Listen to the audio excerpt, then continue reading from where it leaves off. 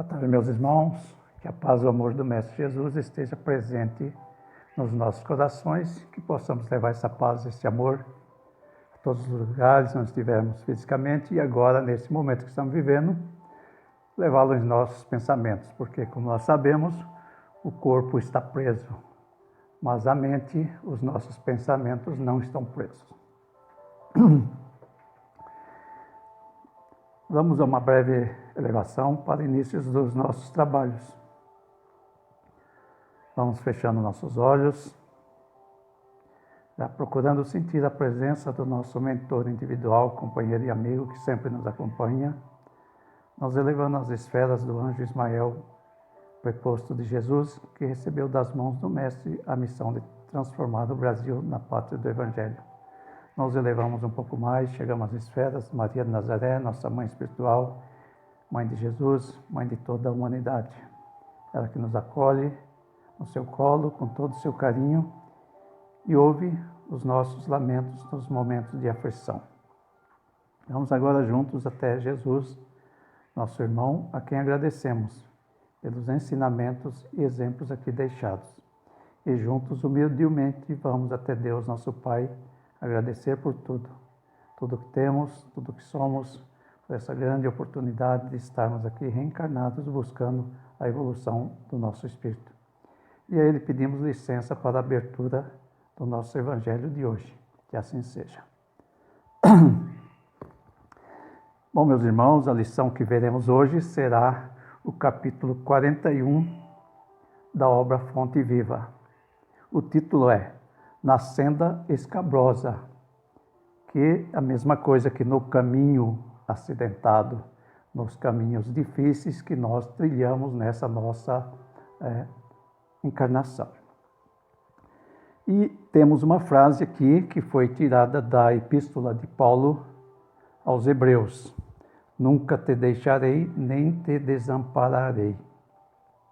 Então, lembrando que Paulo, quando se converte ao cristianismo, ele sai a pregar por muitos lugares e, à medida que ele funda as comunidades, as igrejas, e depois um pouco debilitado pela sua saúde, pelas distâncias também, ele não tem mais tempo de estar indo aos locais. Então, ele se comunica através de cartas, que são as epístolas. Vejamos o que diz Paulo, o que significa, como, de alguma forma, Chico Xavier nos abriu um capítulo com essa pequena frase amparada por Emmanuel. A palavra do Senhor não se reporta somente à sustentação da vida física, na subida pedregosa da ascensão. Muito mais do que o pão do corpo, nós precisamos também do alimento espiritual. Temos momentos de profunda exaustão em nossas reservas íntimas. Então, nós temos momentos de dificuldade em que nós achamos mesmo que seria o fim, não temos mais opção, né? As energias parecem esgotadas, as esperanças se retraem, mas lá no final desse capítulo, nós temos uma consolação. Nunca te deixarei, nem te desampararei, promete a divina bondade. Nem solidão, nem abandono. A providência celestial prossegue velando. Mantenhamos, pois, a confortadora certeza de que toda tempestade é seguida pela atmosfera tranquila e que não existe noite sem alvorecer. Aí nós lembramos daquela passagem da vida de Jesus, no qual os apóstolos estão pescando, Jesus está lá e aproxima-se uma tempestade muito violenta. E enquanto todos eles estão apavorados, achando que morrerão, que o barco irá virar, Jesus dorme tranquilamente. Então, quando despertado, ele simplesmente olha para os céus e o céu começa a clarear, a tempestade começa a ir embora. E aí é atribuído a Jesus o milagre de ter acalmado a tempestade. Mas ele, com muito mais conhecimento que nós, já sabia de antemão que após a tempestade viria a bonança, que bastaria estar ali com muita fé que tudo se resolveria. E Jesus um dia vai embora. Ele vai embora e nos deixa muitas promessas. Entre elas, que nunca vai nos deixar sozinho, nunca vai nos desamparar. E aí eu peço licença a vocês para ilustrar com uma pequena história. O título é Passos na Areia. Passos na Areia, sim. Então é assim a história. Essa noite eu sonhei que caminhava junto ao mar, junto com Jesus. E nós caminhávamos como dois amigos, conversando alegremente. Enquanto caminhávamos, passava no firmamento cenas da minha vida. Então passavam os meus momentos felizes, os momentos de dificuldade, toda a minha vida era passando como num filme, da mesma forma como nós imaginamos um dia quando desencarnarmos, chegarmos na pátria espiritual, que teremos que ver o filme da nossa vida. E, em alguns momentos desta caminhada, olhando para trás, eu percebi que não havia mais dois pares de pegadas na areia. Havia somente um, o meu. Então, de alguma forma, chateado, eu pergunto a Jesus: Mestre, mas desde que prometi seguir-te, você me prometeu que nunca me abandonaria, sempre estaria comigo. E veja as pegadas na areia, veja esses passos na areia. Nos momentos de maiores dificuldades, tem apenas os meus passos. E aí Jesus responde a ele: Meu querido irmão, eu vos amo demais, eu jamais te abandonaria. Nesses momentos em que vês somente um par de pegadas na areia, são os momentos de suas maiores dificuldades em que te carreguei no meu colo. Então vejamos, nós duvidamos muitas vezes que Deus está conosco, que Jesus está conosco, mas Ele está sempre conosco. E essa promessa de Jesus, ela vem se cumprindo através dos séculos. Mesmo quando Ele estava a ir embora, Ele nos prometeu que ficaria conosco. Então, indo no Evangelho segundo o Espiritismo, capítulo 6, o Cristo Consolador, temos aqui um pequeno trecho que diz: Se vós me amais, guardai meus mandamentos, e eu pedirei a meu Pai, e Ele vos enviará um outro Consolador, a fim de que permaneça eternamente convosco. O Espírito de verdade que o mundo não pode receber, porque não vê e não o conhece. Mas quanto a vós, conhecê-los-ei, porque permanecerá convosco e estará em vós. Mas o Consolador, que é o Santo Espírito que meu Pai enviará em meu nome, vos ensinará todas as coisas e vos fará relembrar de tudo aquilo que eu vos tenha dito. Está em São João, capítulo 14, versículo 15, 16, 17 e 26. Então vejamos. Jesus nos prometeu e Ele cumpriu. Como nós podemos ter esta certeza de que Ele cumpriu? Há um pouco mais de 160 anos atrás, o mundo recebeu o Espiritismo.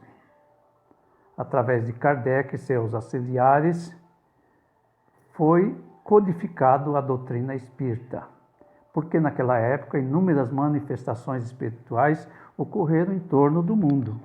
Então, de alguma forma, foi recebida essa informação e codificado. E nós recebemos de graça esta maravilhosa doutrina. Uma doutrina que nos mostra, nos traz o conhecimento. Primeiro, descobrimos quem nós somos. Espíritos imortais, eternos após a sua criação. Descobrimos que nós somos responsáveis pelos nossos atos.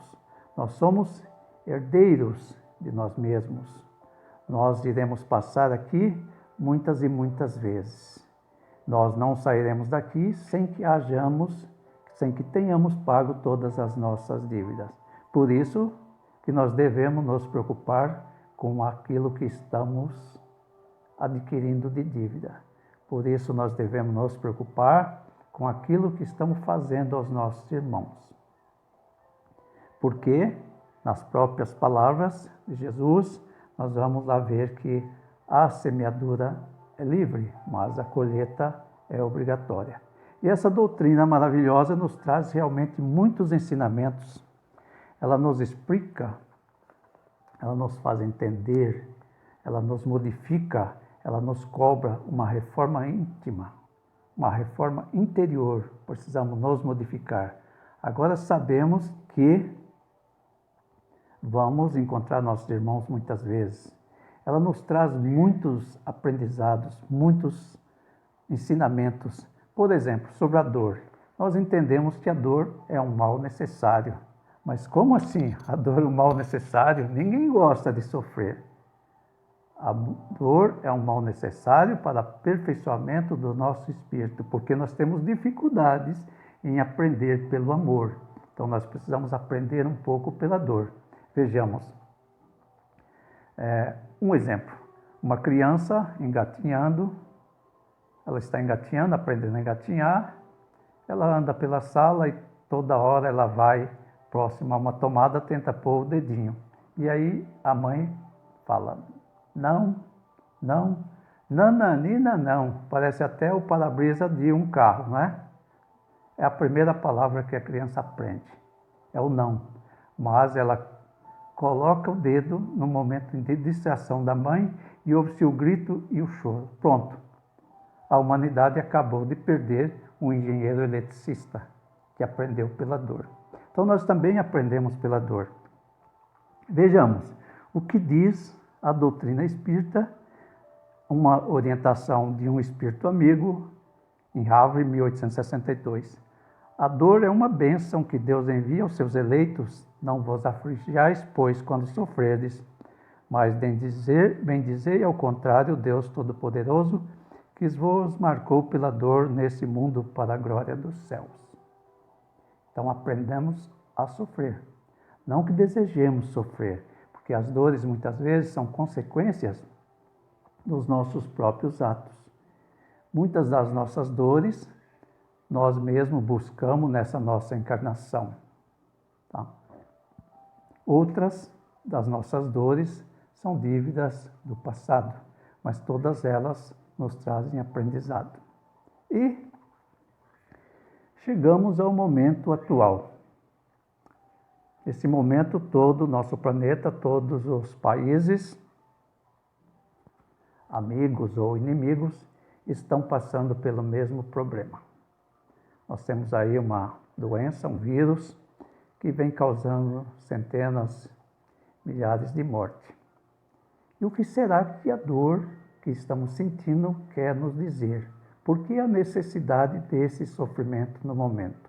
Parece até que Deus nos abandonou, porque nós vemos essa dor, mas nós não buscamos entender ainda as causas e por que a necessidade. E aí, a doutrina espírita, mais uma vez, nos traz a explicação no Livro dos Espíritos.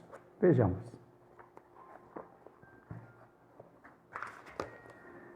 Capítulo 6, Lei da Destruição.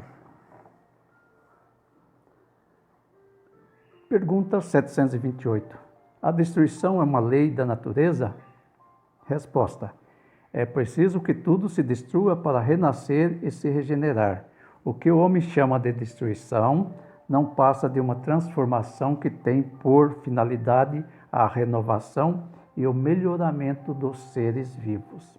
Então vejamos. Nós sofremos muitas vezes pequenas dores. Pode ser individual, pode ser numa família, pode ser uma catástrofe que atinge toda a comunidade.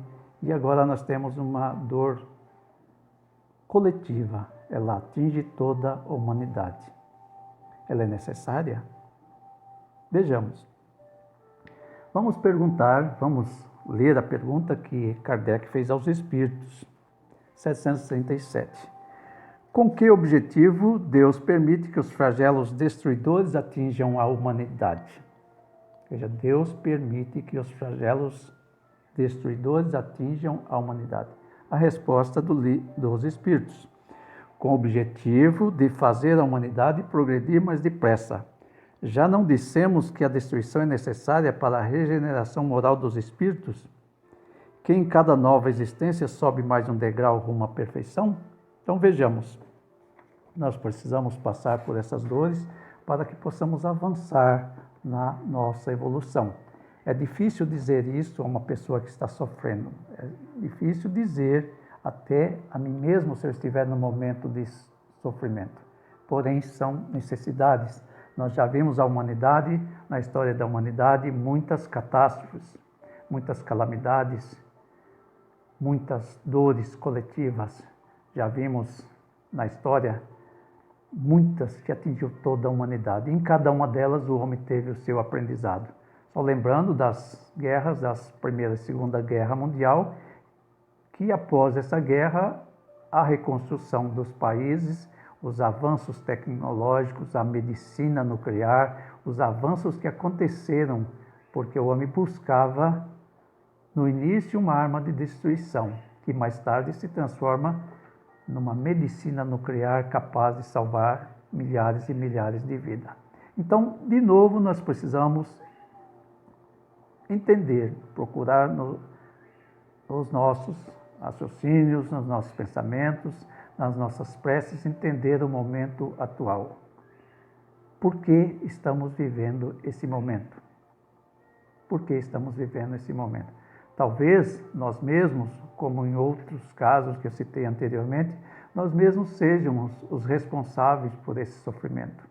Mas nós não podemos esquecer nunca, nunca, Deus está no comando. Deus não criou filhos para o sofrimento. Ele criou nós, todos nós somos filhos, todos nós somos irmãos, criou para o nosso aprendizado. Jesus está conosco o tempo inteiro. Existe uma quantidade muito grande de espíritos irmãos que nos acompanham nessa encarnação. Nossos parentes, nossos familiares, por quem tivemos aflição, nossos amigos que já estão na pátria espiritual, todos eles velam por nós. Nosso anjo da guarda. Nosso anjo da guarda está conosco o tempo inteiro. E, muitas vezes, nós podemos até sofrer um pequeno acidente, bater um martelo num dedo, olhar para o anjo da guarda e dizer: cadê você? Onde você estava? E aí ele vai te responder. Veja, é para você ficar mais atento. Veja a próxima ferramenta que você ia utilizar, uma serra elétrica. Então, meus irmãos, vamos tirar esse aprendizado mais uma vez. Embora haja sofrimento, embora haja uma dor intensa assolando a humanidade, vamos tirar o ensinamento. O que nós precisamos melhorar nesse momento? Com a certeza absoluta de que Deus jamais nos abandonará. Deus estará conosco sempre. Jesus está conosco sempre. Nossos irmãos estão conosco sempre. Então nós estamos bem amparados. E que tiremos esse aprendizado do momento. Fiquem todos com Deus e agora vamos ao nosso momento de vibração. Vamos mais uma vez fechando nossos olhos, serenando nossos pensamentos e que possamos deixar sair dos nossos corações muita energia para ser entregue ao plano espiritual maior e que se possa ser utilizado em qualquer ponto do universo. Vamos vibrar por todo o universo, pela paz, pela harmonia. Vamos vibrar pelo planeta Terra. Vamos vibrar por todos os continentes. Vamos vibrar por todos os países que se encontram em guerra. Vamos vibrar por todas as cidades que se diminua a violência entre os homens. Pelos hospitais, os doentes lá estão, os doentes estão em suas casas, pelos nossos irmãos que desencarnaram recentemente, sejam vítimas da Covid-19 ou de outras enfermidades ou de outros acidentes. Vamos vibrar para que haja mais paz no planeta Terra. Vamos vibrar por todos os lares, pelos lares em desarmonia, por todos os nossos amigos, familiares, filhos e netos presentes e ausentes, e vamos vibrar por nós mesmos, que tenhamos sempre a paz do amor do Mestre Jesus nos nossos corações. Que assim seja.